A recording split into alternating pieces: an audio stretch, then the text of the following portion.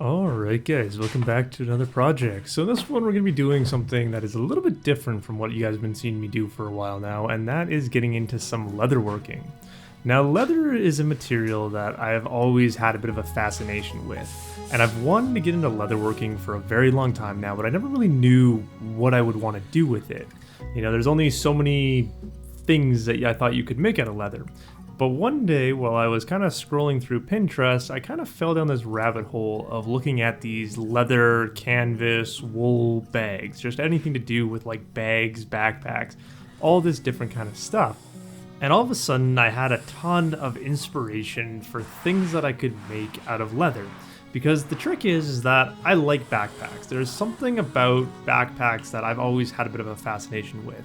I've bought more than I care to admit from every different outdoor store. I just like backpacks. I don't know why. But the idea that I could go through and make some more traditional style backpacks, and not only traditional, but also very well-made backpacks myself, was just kind of interesting. I liked the idea of that. And so that's where we're going to start with this first leather project. Now, this being my very first time trying to make a backpack, I did not try to design this myself. I'm not at the point where I really understand how sewing and all this comes together, because there's all these things like seam allowances and the different way that rounded shapes can meet with each other. I don't really understand how it works just yet.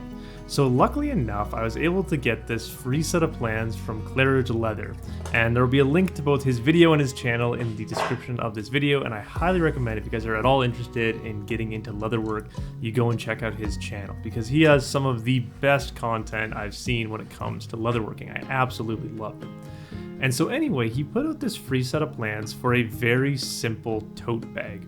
Now, when I say simple, I do mean very simple. There's only a few pieces that go into this, but the nice thing is that this just kind of gave me an idea of how things are going to start to go together, how you create the shape of a bag. And even though this particular bag, the style of it is not one that I would use very often, or so I thought, it's a good way to kind of start the understanding. And that's kind of my goal going forward with the next few leather products that I have planned out, is I'm going to be working from other people's plans, designs that other people have put together, so that I can kind of start to figure out how this material works. Because a lot like woodworking, all your different types of leather are very different. Now, what I'm using here for the majority of this bag is a Kodiak oil tanned leather from Tandy Leather. And this is I believe it's a chrome or oil tanned leather. That's kind of one certain subsect. And then there's also vegetable tan, which we're going to be using a little bit later in this project. But specifically with this oil tanned leather, what I've found is that it's very soft, it's very malleable, but it's also kind of a bit of a pain to work with in certain things. You know, things like rounding off these corners with the chisels or cutting out those slots. They weren't as easy as when I've played around with vegetable tan leather, and especially doing our little edge profiles with these tools, it was very challenging to get nice, clean results with the oil tan leather. And so this is one of those things that I'm hoping as I do more with leather, I kind of either figure out how to work with the types of leather I want to work with, or I just kind of have I build more of an understanding of the different types, you know, what is the right one to use. And this is no different than woodworking. If you kind of think about it, if I was trying to build something out of pine, you know, I have to completely change the structure, the way that piece is built compared to something made from white oak. So it's really learning and understanding how the material works. And so now we're moving over to some vegetable tan leather for making all of our straps. Now, again, this is very interesting to me to kind of see how the different types of leather, the different tanning methods can change how the leather works. Now, this specifically is oak veg tan, which means that it's very tough. It's meant for making like saddles and that, or straps, just because it's a very tough type of leather, whether it's something to do with the tanning or the specific cut. Anyway, this is supposed to be what you're supposed to use for these kinds of things. Again, I don't really know exactly what I'm doing. I just know the basics of what I've come to understand.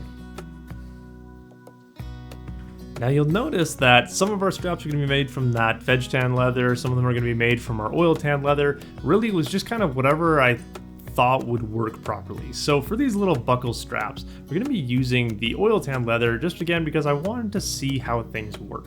And one of the things that I found very interesting is just again the process in which you make these. It's not something I ever really thought of before. You know, just making this simple little piece that's just going to hold our buckle is actually kind of complex because you got to go through and fold it and, you know, shape it in a way that makes it look good. And then, you know, you got to follow all these different little steps and procedures to just make sure that things work out well.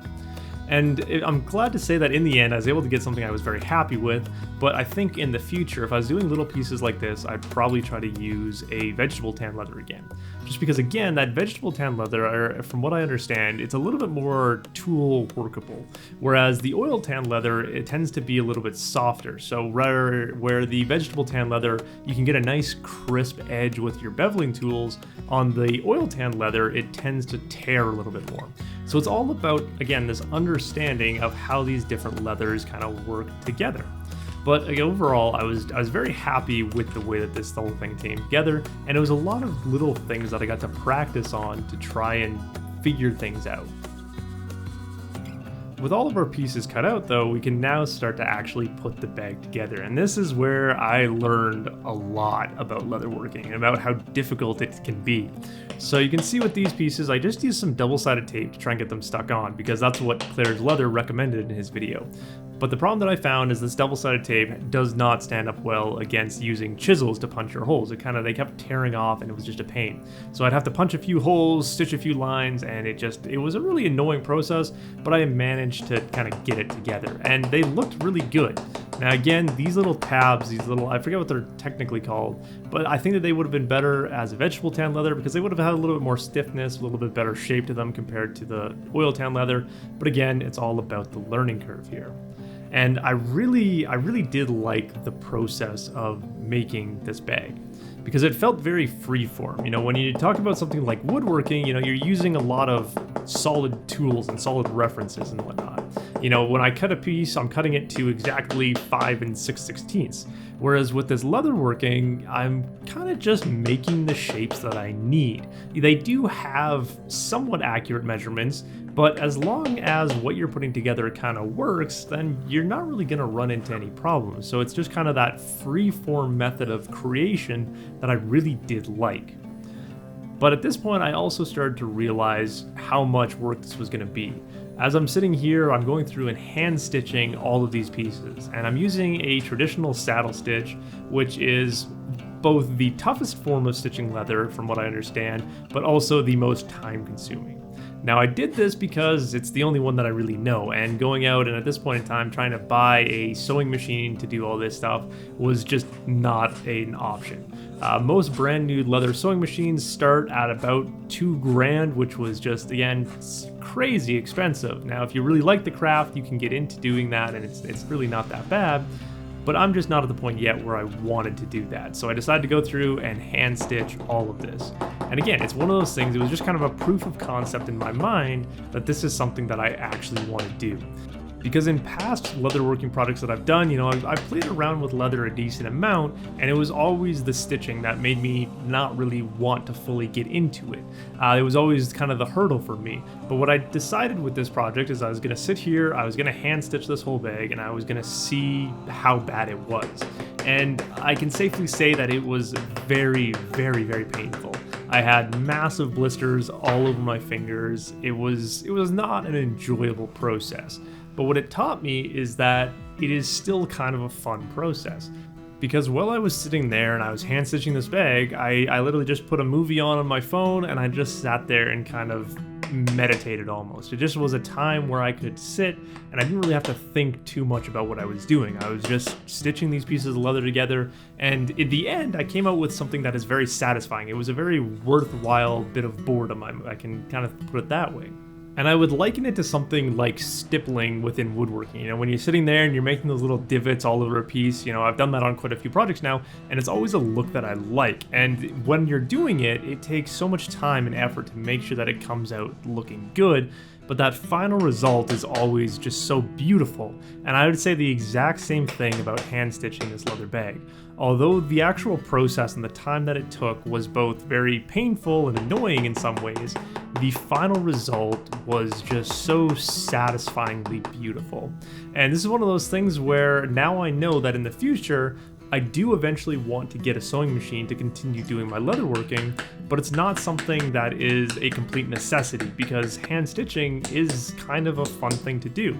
It's a fun way to kind of slow down and relax a little bit while still making things.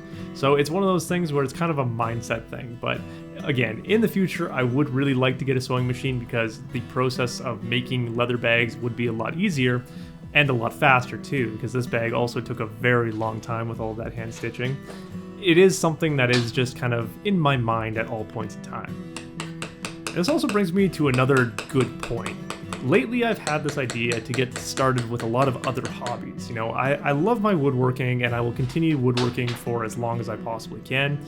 But the main thing I want to do is I want to have more hobbies than just woodworking. I kind of want to be the jack of all trades. I want to know how to do a ton of different things, if not just for the sake of randomness.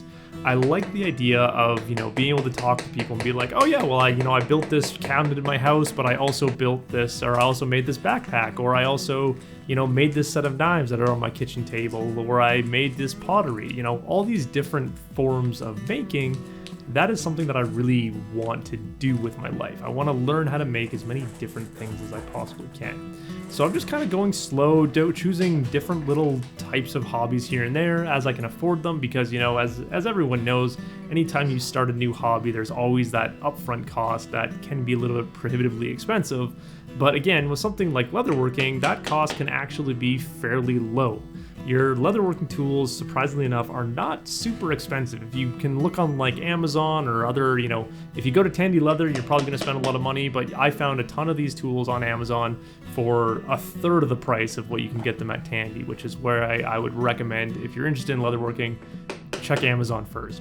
But anyway, the tools that you can get for leatherworking, they're very simple. All you really need is a couple of these chisels, maybe a box cutter to help cut your leather, a ruler, and obviously some needles and thread, and you can do a lot of very complicated leatherworking. So it's one of those things where this specific hobby of leatherworking has a fairly low price of entry compared to something like woodworking where you need a lot of tools, and what you can do with it is actually very cool. There's a lot you can do with leatherworking that makes it such an interesting craft. But anyway, we are nearing the very end of the video here. This is the final steps of going through and rolling this bag outward. So we stitched everything inside and now we've got this whole final finished bag and I can finally pack some stuff in here. This is kind of a shameless merch plug here, as these are all my different sweaters and that I sell on my website with all the different designs, but it was just kind of what I had on hand to kind of test out the volume of this bag. And one of the interesting things that I found with this bag after I finished it off is that I actually really liked the shape and the simplicity of it. And this has kind of become my daily bag that I take to work with me. Every single day I've got all of my gear for work packed into it, and it just comes back and forth with me every single day. And I've gotten compliments on it for it being a really nice bag. People seem to actually admire it, and when I tell them I made it, they're even more impressed because it's such a simple yet beautiful design. So I have to give a massive shout out again to Claridge Leather. It's, just saying thank you for putting this project out, for putting these plans out for free, and just helping me get started in the craft of leatherworking, which I am so very excited to kind of pursue more going forward here. So as always, guys, I do hope you enjoyed this video, and I will see you in the next one.